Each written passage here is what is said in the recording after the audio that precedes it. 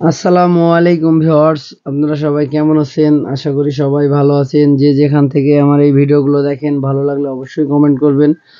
তো আপনাদেরকে বলে থাকি যে ইয়ামাহা এফজেড ভার্সন 2 2020 এর মডেল বাইক নিয়ে কথা বলবো। তো এই বাইকটির কি প্রবলেম বলে দেবো। তো এই বাইকটি মূলত চালাতে গেলে ধাক্কাচ্ছে বাইকটি। তো এই বাইকটির কি কারণে ধাক্কায় সেটা বলবো। তো প্রথমে আমরা আগে সাইড কভার, ট্যাঙ্কি এগুলা খুলে নেব। তো দেখতে পাচ্ছেন যে সাইড কভারটি আমরা খুলে নিলাম, তারপরে এফআইটা পরিষ্কার করার জন্য খুলবো। তো মূলত এই বাইকগুলোতে যদি এফআই ময়লা পড়ে তাহলেই আপনার এগুলা প্রবলেমগুলো হবে। অনেকে হয়তো আপনারা জানেন যে এফআই পরিষ্কার করতে হলে কোম্পানিতে যেতে হয়। আসলে না, আপনি ইচ্ছা করলেই যে কোনো টেকনিশিয়ান বাইক দিয়ে এফআইটা পরিষ্কার করাতে পারবেন। তো বলে থাকি যে এফআই পরিষ্কার করতে এমন কিছু লাগে না। আপনার এফআই এর একটা সেন্সার আছে, সেন্সারের মাথাতে হালকা কার্বন জমলেই এই প্রবলেমগুলো হয়ে থাকে। তো এই প্রবলেমগুলো হালকা ব্রাশ দিয়ে পরিষ্কার করলে ঠিক হয়ে যাবে। হালকা আপনি পেট্রোল দিয়ে ওয়াশ করবেন, সব প্রবলেমগুলো দূর হয়ে যাবে। তো দেখতেই পাচ্ছেন যে আমি এফআইটিকে বের করার চেষ্টা করছি। তো আমাদের মোটামুটি এফআই এর সব কানেকশনগুলো খুলে দিয়েছি। এবার আমরা সেন্সার কেবলের কানেকশনটাও খুলে দেব। তো এটা খোলার আগে অবশ্যই দেখে খুলতে হবে যে কোন পাশে কোন কেবলগুলো সেন্সারগুলো আছে, যেহেতু এই সেন্সারের সাহায্যে এফআই কাজ করে থাকে। তো এই যে আমরা প্রথমে আগে আমরা খুলে নিলাম। খোলার পরে আমরা এই জ্যাকটি খোলার পরে সুন্দর করে আমরা পিস্টনটাকে দেখে নেব যে এফআই যে ফুয়েলের মিটারটা এটা কাজ করছে কিনা। তো দেখতে পাচ্ছেন যে এটা সব ঠিক আছে। তো এবার আমরা সেন্সারটিকে এবার খুলবো সুন্দর করে। তো দেখতে পাচ্ছেন যে আমরা স্টার কি দিয়ে সুন্দর করে খুলে দিচ্ছি। তো অনেকেই হয়তো এটা ভয় পায় অনেক কিছু খুলতে, আসলে এটার মধ্যে এমন কিছু নাই যে এটা নিয়ে ভাবার কিছু আছে। তো এই যে দেখতে পাচ্ছেন যে ময়লা আছে, তো আমরা এটা সুন্দর করে আগে তেল দিয়ে দেবো, দেওয়ার পরে দাঁত মাজা ব্রাশ দিয়ে সুন্দর করে এটা আমরা পরিষ্কার করে নেব। তাহলে আমাদের এই কার্বনগুলো যখন পরিষ্কার হয়ে যাবে তখন ঠিক হয়ে যাবে। আবার আবার অনেকেই হয়তো আপনারা স্প্রে ব্যবহার করতে পারেন, 1040 স্প্রেগুলো। তো অনেকেই হয়তো এগুলা করে থাকেন, কিন্তু আপনি এগুলা ইচ্ছা করলে পেট্রোল দিয়ে সুন্দর করে পরিষ্কার করে যখন লাগিয়ে দিবেন তখন এফআই এমনি ক্লিন হয়ে যাবে। তখন আপনি যখন বাইকে লাগাবেন তখন আপনার বাইক ধাক্কানো সব বন্ধ হয়ে যাবে, গাড়ির স্পিডও ভালো পাবে। তো এই যে দেখতে পেলেন যে আমরা এটা পরিষ্কার করে সুন্দর করে নিলাম, দিয়ে এই সেন্সারটি এবার লাগিয়ে দেব।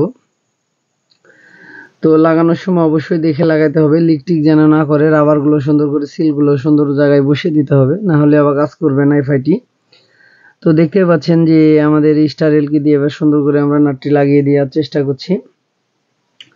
তো আমাদের মোটামুটি এই নাটটি কমপ্লিট। তো আরও একটা সেন্সার আছে, এটাও পরিষ্কার করে নেব, যেহেতু বিশেষ কারণ কাজ করে থাকে এই সেন্সারটি, এটাতেই তেল মারে। তো এই যে দেখতে পাচ্ছেন যে এটার অনেক ময়লা পড়ে গেছে, কালো হয়ে গেছে জায়গাটি।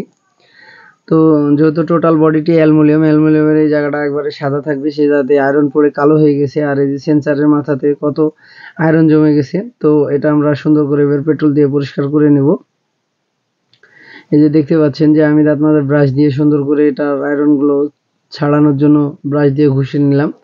তো এই যে আমাদের এবার পেট্রোল দিয়ে সুন্দর করে যখন ওয়াশ করে নেব, আমাদের এটার কমপ্লিট ওয়াশ করা।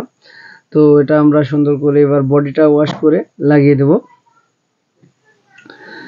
তো দেখতেই পেলেন যে আমরা সুন্দর করে এটা আমরা আয়রনটাকে ছাড়ানোর চেষ্টা করছি, আগে পেট্রোল দিয়ে ভিজিয়ে নিয়েছিলাম। তো এই যে আমাদের পরিষ্কার করা কমপ্লিট। এবার আমরা বডিটি সুন্দর করে পরিষ্কার করে নেব। তো দেখতে পাচ্ছেন যে আমরা বডিটি সুন্দর করে পরিষ্কার করার চেষ্টা করছি, যেই কারণে যে বডিটা আয়রন থাকলে কাজ করবে ভুল।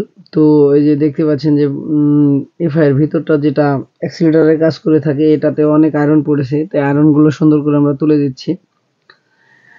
তো আমাদের সুন্দর করে পেট্রোল দিয়ে ধোয়া হয়ে গেছে। তো এবার আমরা ধোয়ার পরে আমরা সেন্সারটি সুন্দর করে লাগিয়ে দেব।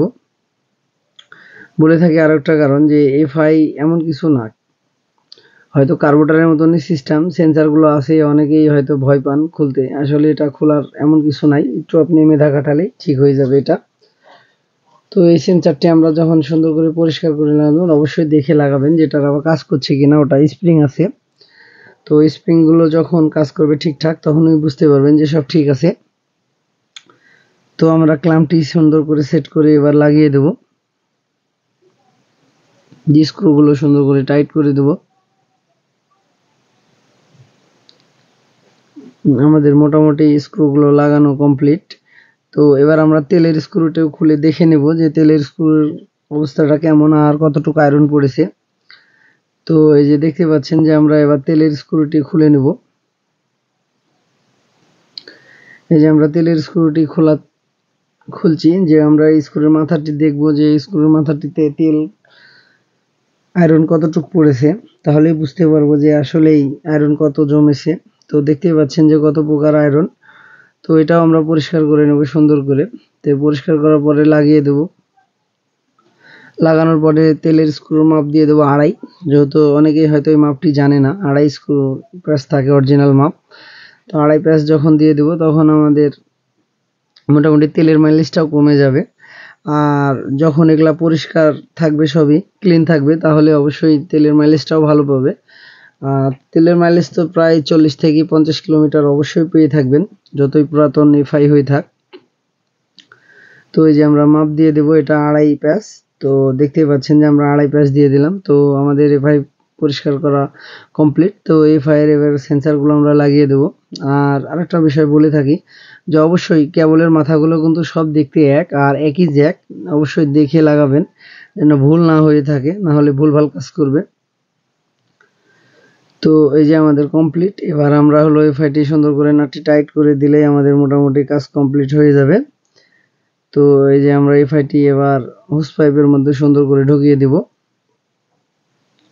আর একটা কিছু বলে থাকি যে শুধু খালি এফআই পরিষ্কার করে যে বাইক কমপ্লিট হয়ে যেতে পারে তাও না, অনেক সময় ফুয়েল পাম্প যদি জাম হয়ে যায় তাহলেও এটা প্রবলেম হয়ে থাকে। তো বলে দিলাম সবই, যে ফুয়েল পাম্পও অনেক সময় পরিষ্কার করলে এসব প্রবলেমগুলো দূর হয়ে যায় থাকে। তো যাই হোক, যেহেতু আমাদের এটা এফআই এর প্রবলেম ছিল, এটা এফআইটা সারিয়ে দিলাম। তো এই যে আমরা এবার এক্সেলেটর কেবলটা লাগালে আমাদের কমপ্লিট হয়ে যাবে।